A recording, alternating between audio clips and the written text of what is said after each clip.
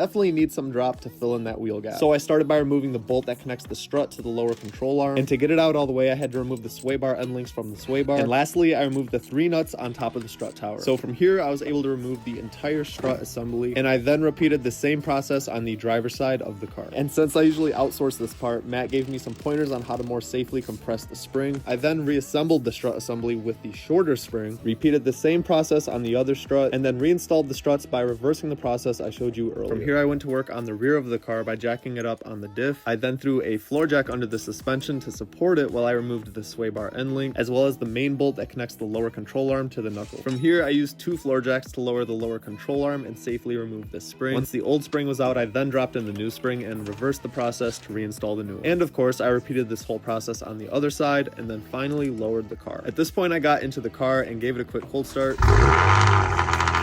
So I drove it a little to let the spring set into place, and